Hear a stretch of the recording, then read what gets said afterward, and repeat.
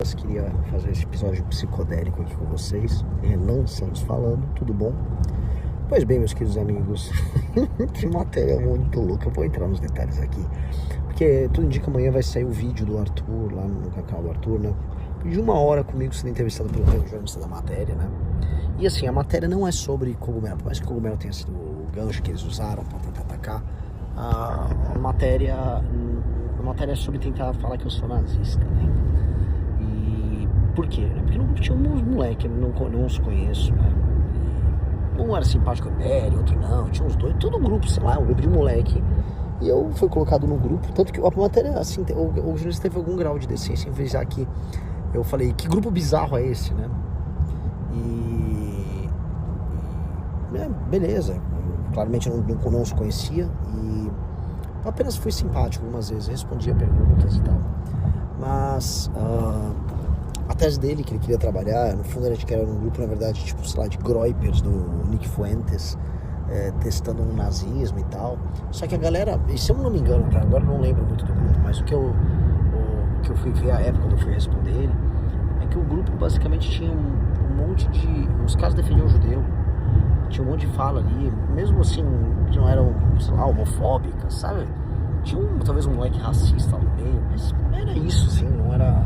Eu nem tinha como ver as conversas, eu basicamente era marcado, tirava um horário e aí eu respondia a vários grupos, não só esse, mas eu mandava mensagem para um monte, que era um período que eu tava cuidando muito de começar a movimentar a parte de conversas no Instagram. Pra quem não sabe, no Instagram, quando você responde muitas pessoas, eu não tinha ManyChat, eu não tinha nada, você melhora o seu engajamento, então eu tava sendo legal, até pra gerar também uma cena. Então era isso, né? Nada especial, mas eu vou falar da direita psicodélica, né? Porque foi capa de uma revista Valete, uma ótima revista Valete, que tratava de algumas premissas muito interessantes. E quais são essas premissas? É a ideia de que há uma crise de imaginação na contemporaneidade, né? E essa crise de imaginação é uma crise que talvez tenha a ver com uma ordem, que é a ordem liberal, que é a ordem que se estabeleceu, desde a Revolução Francesa para cá, mas de maneira mais veloz, desde o fim da Segunda Guerra para cá. Então essa ordem foi calcificando, ela foi perdendo sentido. A própria esquerda, que tentava derrubar e superar ela com um projeto comunista, ela falha, que também caiu o muro de Berlim. Então esse mundo, ele passa a ser impossível de se imaginar diferente. Há uma frase do Mark Fisher muito legal, né, que ele diz que é impossível você pensar um mundo para além do capitalismo. Tá? E é verdade, né? Você pediu para um esquerdista, fala, como é que é um mundo sem um capitalismo? O que vocês estão propondo? Ele não consegue imaginar. E eu acho que é um gancho importante para a gente chegar nesse tema dos psicodélicos, né? Porque se você está, vamos dizer assim, imaginar o que é o mundo que virá, o que é o porvir, né? Qual é a nova ordem, e se todos, de esquerda a direita, estão infelizes com a ordem atual, e você sim tem uma ordem atual que gera um desconforto em todas as cenas, você precisa ter capacidades imaginativas de ruptura, tá? E capacidades imaginativas de ruptura, elas surgem quando você tem uma quebra de uma determinada ordem. E olha, assim, agora faltaria eu reler, que eu li há muito tempo atrás, agora eu esqueci o nome do autor, vou citar um autor, eu não esqueci o nome dele, mas é um autor alemão, ainda vou vir com o nome dele, mas, enfim, citá-lo-ei se eu conseguir em algum momento, mas é o cara que escreveu Hitler e os Alemães, tá? Eu tô esquecendo o nome dele, é o cara autor de Hitler e os Alemães, belíssimo livro, na verdade. E ele parte da premissa que certa ciência política, certos pensadores políticos, eles surgem em momentos também de crise, novas doutrinas surgem, e em alguma medida a gente está vendo agora, né, uma quebra de um imaginário liberal do Estado moderno, e o que cabe à esquerda e à direita fazer, né? Então esse é o ponto. A gente viu uma coisa em termos de arte, não arte, mas em termos de tendências pop contemporâneas nos espaços liminares. Foi, inclusive, também escrevi sobre isso, foi uma dos meus hiperfocos recentes, porque a ideia dos espaços liminares é a de que, enfim, você busca uma espécie de quase um afeto por um tempo que se foi, e em paisagens urbanas de passagem. O que é uma paisagem de passagem? Tudo aquilo que é liminar é de passagem. Ele é vamos dizer, uma transição entre o ponto A e o ponto B. A gente pode dizer que o que é liminar é uma ponte, uma ponte que conecta coisas, né? Então quando você está andando, por exemplo, num aeroporto, todas as coisas são feitas para você fluir, né? Como se estivesse sendo guiado quase como um boi, né? De um ponto a outro. No shopping center também é um espaço liminar. E aí houve, isso estourou muito na pandemia, acho que os espaços sociais ficaram vazios, né? Praças, shoppings, restaurantes, e as pessoas visitavam aqueles lugares que eram comuns para elas, só que aqueles lugares já não tinham mais ninguém. E aí surgiu toda uma cena, filmes de terror, videogames. Eu entrei muito nessa pira porque eu já sonhei muito com espaços liminares, e eu vi aquilo. Então, o espaço liminar, né, representando essa transição, é como se ele fosse uma leitura sobre um mundo morto, que existe aí nessa contemporaneidade, um mundo morto, um mundo estéril, e uma relação estranha que nós temos com ele. E só que se é de passagem, é como se nós estivéssemos caminhando nesse mundo morto, procurando uma coisa nova. E aí entra a minha perspectiva da psicodelia, né? O elemento psicodélico, ou a busca de você chegar a uma espécie de um caos primordial do subconsciente, é utilizada pelo ser humano desde sempre como uma fonte criadora e uma fonte inspiradora. E aí eu sou muito junguiano nisso, né? Quando você vai parar no seu subconsciente, quando você vai para os elementos oníricos e para os elementos que estão, vamos dizer, são a priorísticos na consciência humana, ou seja, símbolos, arquétipos, você acaba, vamos dizer, ressignificando a sua realidade, porque você está reencontrando dentro de si, dentro desses símbolos, respostas para coisas maiores no universo externo, tá? O mundo é cheio de símbolos, o mundo é carregado deles, e nós já interpretamos o mundo através dessa interpretação simbólica, uma inteligência ligada aos símbolos, uma capacidade de ver os símbolos do mundo.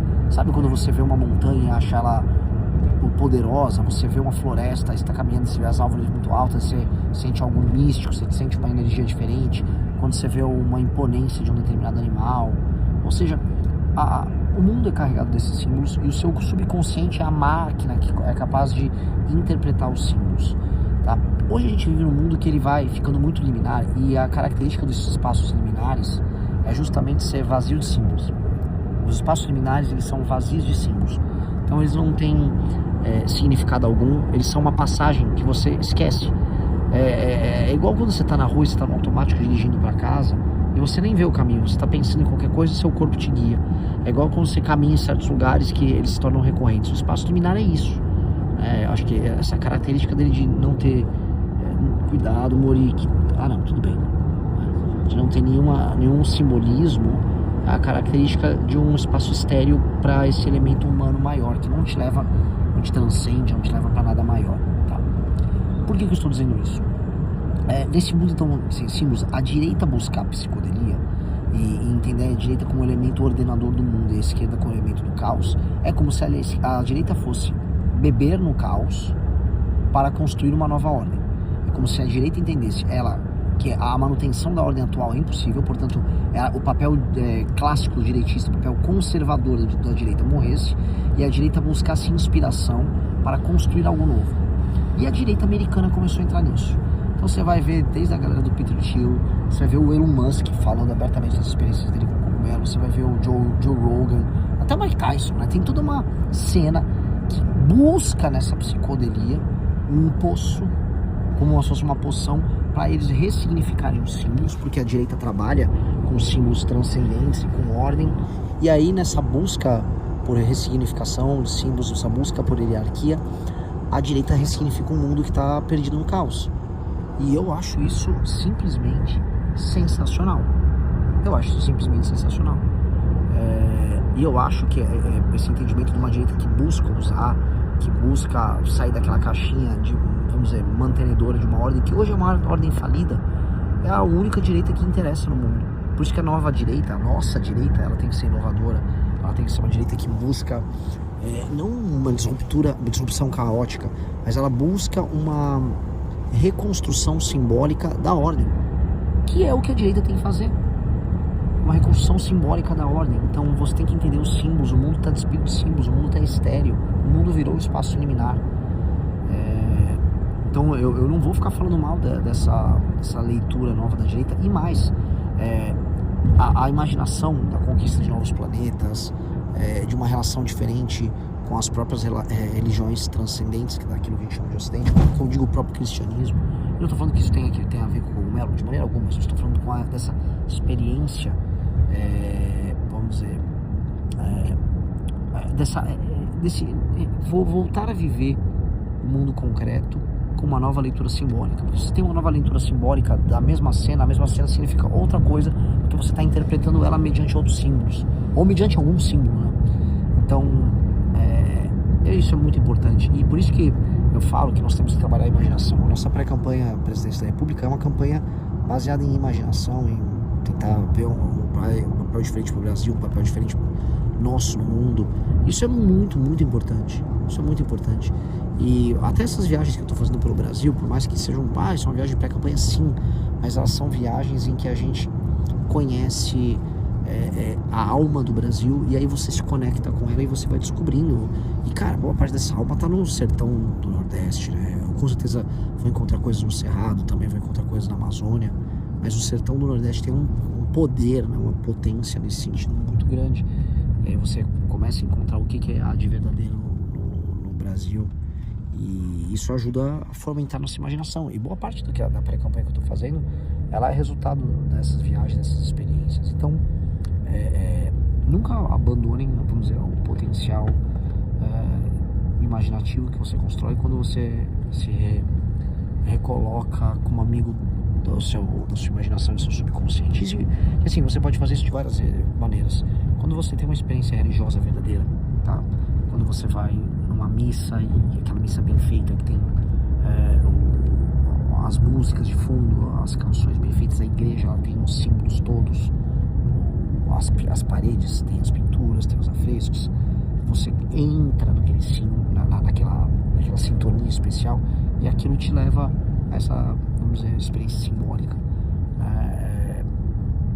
Você pode conseguir isso numa outra, ou mesmo um transe, numa música, num culto evangélico verdadeiro, bem feito, ou uma experiência que você possa ter ouvindo uma música, né? Quando eu ouço música clássica bem concentrado e tal, você consegue elevar. Ou quando você ouve, por exemplo, músicas tem uma improvisação, eu gosto muito de jazz, eu ouvi um Coltrane, um Miles Davis, um Charlie